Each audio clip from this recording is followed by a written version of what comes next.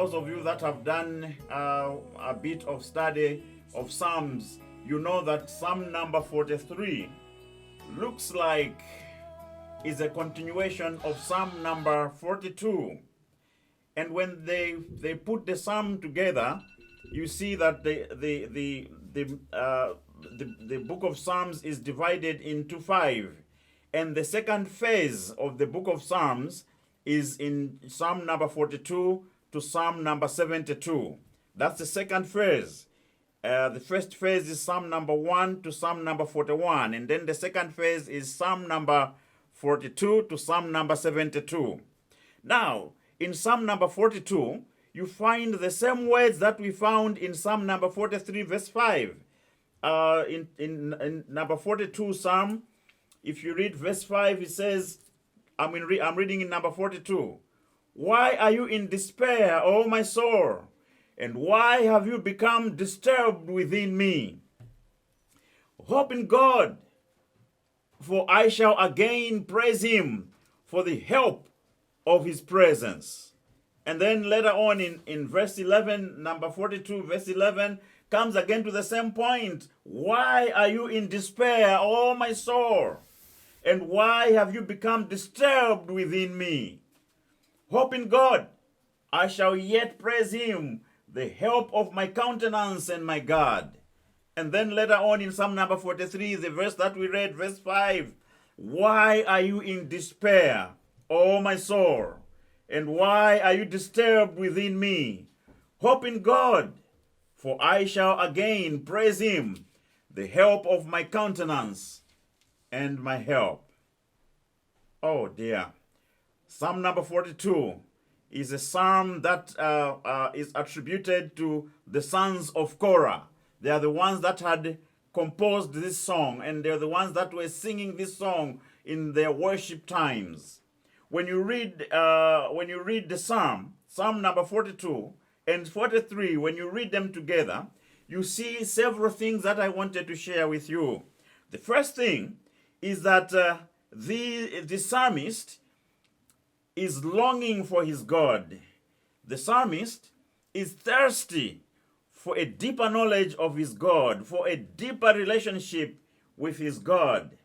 But now, instead of having that deeper relationship, he is telling us that he's having tears throughout the night, and that tears have become his food, and that there are some people around him that are taunting him.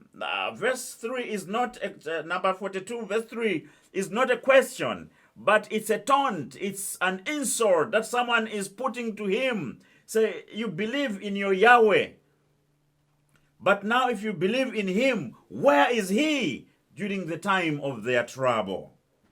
And then verse 4, he starts having some good memories. It is these good memories that are bringing us to the chorus of the verse. And the chorus is found in Psalm number 42, verse 5, and Psalm number 42, verse 11, and Psalm number 43, verse 5, where he is confronting himself and says, why are you in despair? Now, in short, what we are talking about here is a psalmist who has sat down and is composing a song. And these songs are depicting stories about them. In this very psalm, you will see what the story is. How is the story? Verse 6, number 42, tells us what made this psalm to be composed. Verse 6 says, oh my God, my soul is in despair within me. Therefore, I remember you from the land of Jordan, and the peaks of Hermon, from Mount Mizar. Deep calls to deep at the sound of your waterfalls. So he is remembering the times when he was in Israel. Now that shows that this psalm is not sung while in the promised land. This psalm is composed during the time when these people, the psalmist is away from home, is in a foreign land, either by choice or as a captive. looks more correctly that he is in captivity because he has someone who is taunting him. Where is your God?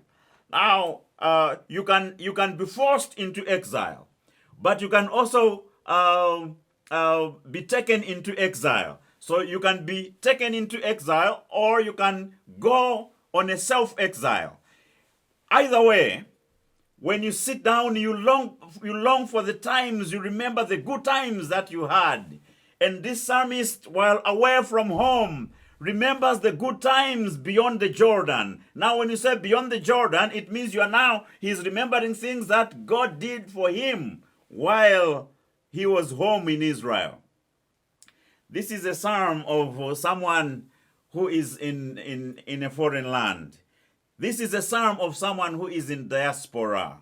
This is a psalm of someone who longs for the days when he was back home, when God would speak with him, when he saw the miracles of God, when he touched them, when he lived the miracles of God. Just like how most of us are foreigners in this great land.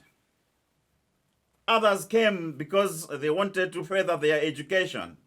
Others came because there was nothing else that they could do back home. They tried all they could with all their education. Others came here when they already had doctorates. Others came here when they already had their masters. Others came here when they already had their first degrees. Others came single. Others came married. Others came when they had no child. Others came when they already had even grandchildren. All of us meeting now in this great land, and we seem to be losing focus once in a while, because although we have what it takes to do what we are supposed to do, as a foreigner, as our friend in the psalm is pointing to, a foreigner will be limited somewhat in what they can do and what they can achieve. And so, in depression, in despair, in longing for something better, the psalmist turns to God. That is the most important thing that we find in this psalm. Most of the times as foreigners, we sometimes, instead of turning to God, we start turning to our fellow human beings. We start turning to those that cannot help us. We start turning to those that look like they're sympathizing with us while they are not. And because of that, we lose hope in the process. But let me also mention quickly that 2020 is a year that we have faced something that has not happened in our lifetime. Yes, we have history of pandemics that have happened in the world. Yes, we come from countries that are very much into a HIV pandemic, which looks like contained, which looks like depends mostly on you, what your character is and what your activities are and what your lifestyle is.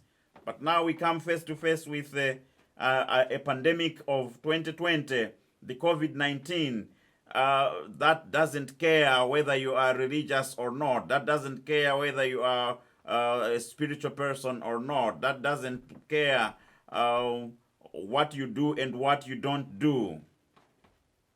And so these things can depress us. We can come to a point where we are asking questions within ourselves. We are forced into despair. And so we long for our living God. We have questions, which is a right thing to do for a Christian, to ask questions. So we have questions that we're asking God. But then the psalmist already has an answer in his psalm. And the answer is what we have read as a chorus. Why are you despairing, O my soul? And why have you become disturbed within me? This is the psalmist. He's talking to himself about what he has confronted in the foreign land. What he has confronted in the foreign land is that the enemy is taunting him. He's asking him questions about his God and says, where is he? Where is God to help you in the times that you need him most? And the psalmist looks back and looks back to the processions that they used to have in Jerusalem, in Israel. He looks back to the times of thanksgiving. He looks back to the times that they had during festivals, that God showed up among them, that God did miracles among them, that God forgave them, that God received their sacrifices, and the whole land was purified within a second. He looks back to those times, and that yields up his soul, and his hope is coming up once again. And that is what this psalm is all about. Sometimes we despair while God is within us. We despair while God is just close to us. Look at this psalmist. He had despaired because he was in a foreign land.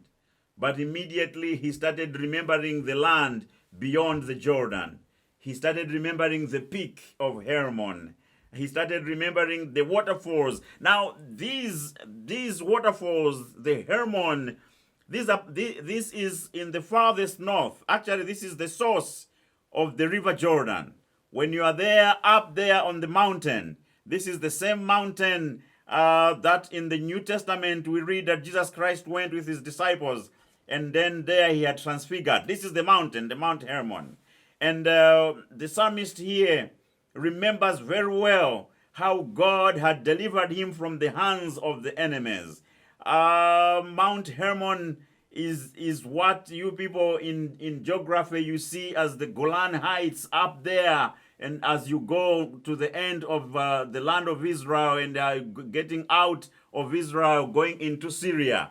And that was their route that they had from Israel on their journey as captives to Babylon. It had to take them that far north and then going west like that. When I visited that land, I had a privilege of learning some of these things firsthand. So now when I read verse 6, number 42, and see that the psalmist is remembering those peaks of Hermon. When you are on the top of Hermon, you can see from far the cities of God, both for the North Israel and also for Judah. Mainly when it is nighttime with the lights, you can tell that is that city and that is that city. And this psalmist had that privilege of looking over Israel in that manner, from those heights of those mountains in Mount Hermon and its peaks.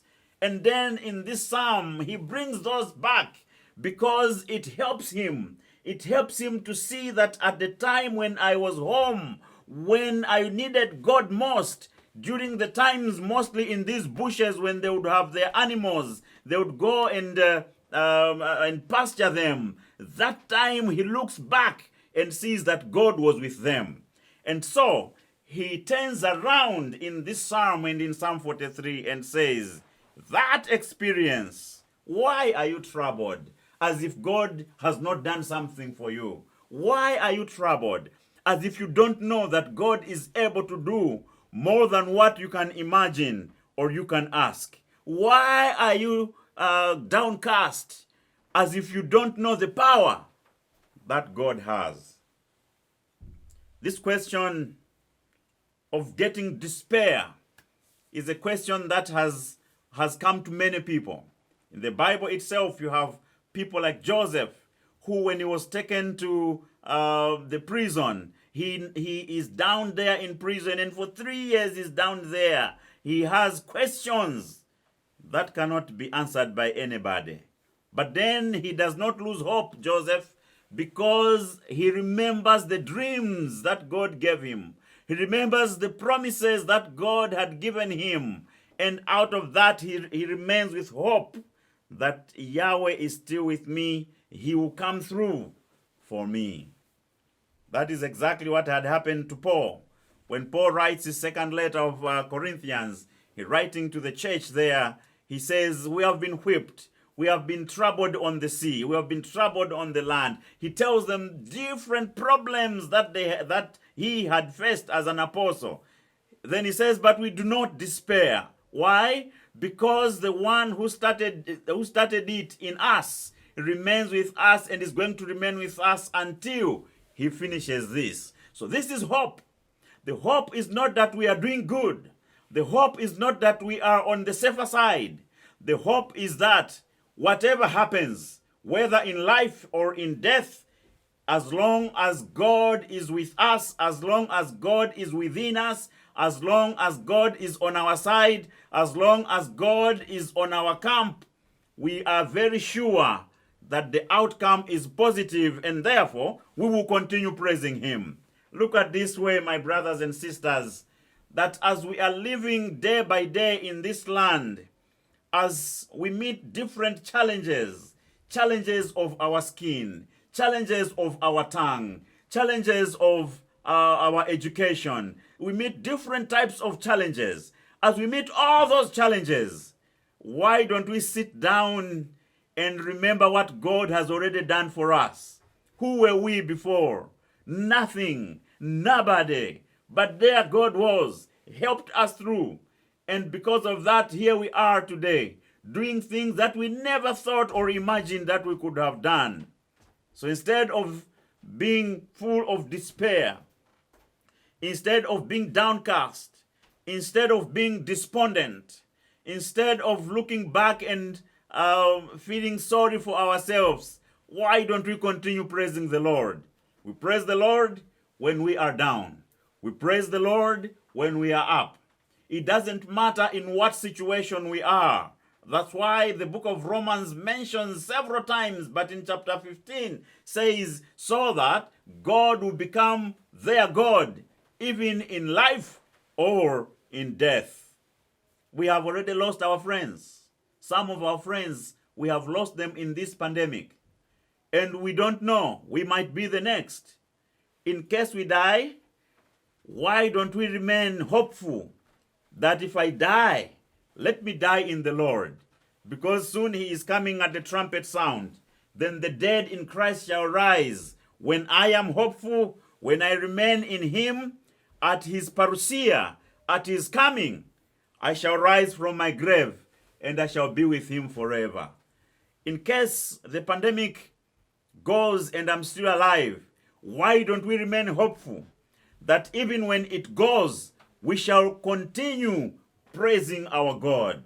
Our God is worthy of our praise. We are nothing without him. We are everything with him. Our biggest problem, our biggest stumbling block is that the devil comes with different things putting in our road, in our route, so that he becomes our stumbling block. But Jesus already conquered him. And because of the conquering of Jesus, we can conquer him too. We don't have powers to do that. But when Jesus is in us, with Jesus in the vessel, we can smile at the storm, as that song used to go when we were young in the youth programs. Let that hope remain in us, that as long as Jesus Christ is with us, it doesn't matter what situation we are in. It doesn't matter how bad the situation we are in. God is able to keep us safe even in the situation. It's not always that he takes us out. Remember in the book of Matthew, in chapter 8 and chapter 14, there are two stories in the book of Matthew, chapter 8 and chapter 14. In one of the stories, Jesus Christ is with the disciples in the boat, but he's asleep.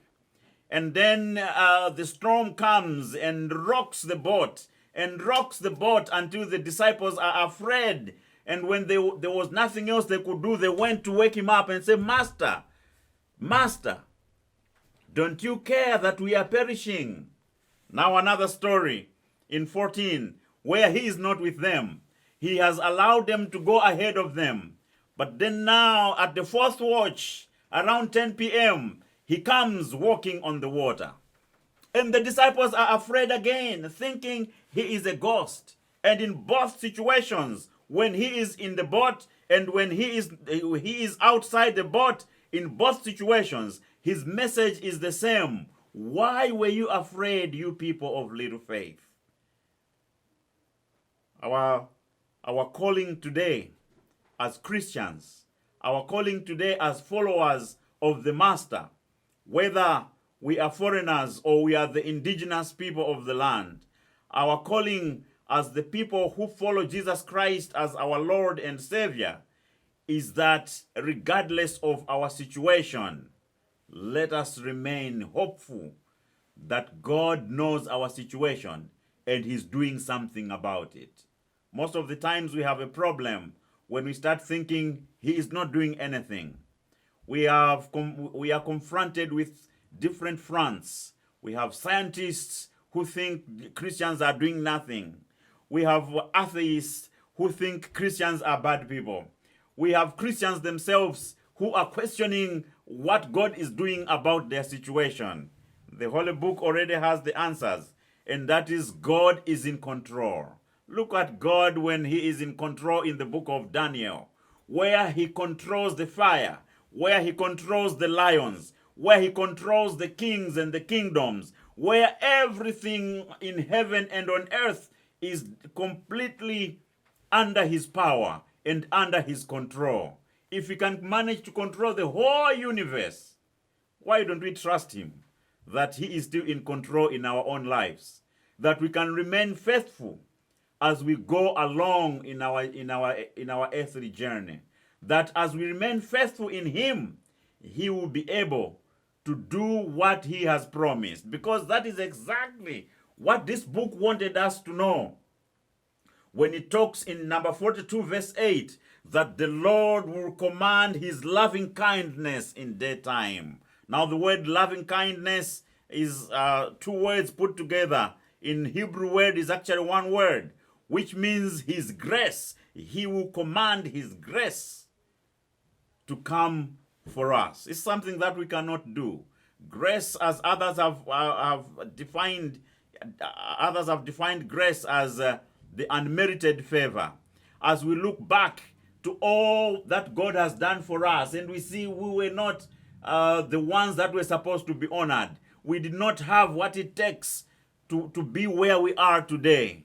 But God, through His grace that He gave us, He allowed us to be born. He allowed us to grow up. People of our age died in childhood. He allowed us to grow. People of our age went to primary school or elementary and stopped there. God allowed us to go through. Even when we had no school fees for high school, God allowed us to go through. And there we are today. Looking back to that alone, let us praise the Lord. He is able to do more than what we can ask Him or what we can imagine. Look back to the times when we were growing up and we were ready even to come to the United States of America, and how much we heard about people that were refused entry, or that were even refused a visa at an embassy. But then we went with the same situations as those that had been rejected. But when we arrived, the interviewer looked at us and smiled and said, "Come at 3 p.m. to get your visa." Look at that as God's grace over us.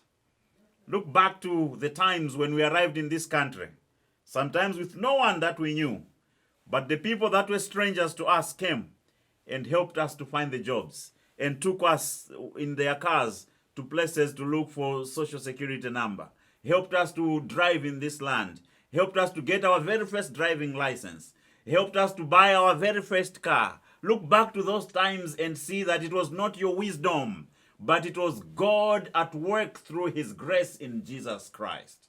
And when we look back to that, look now to our situation today, where we walk around with our masks, where we have to wash hands everywhere we are, where our friends, even having done all that was required, still succumbed to that disease.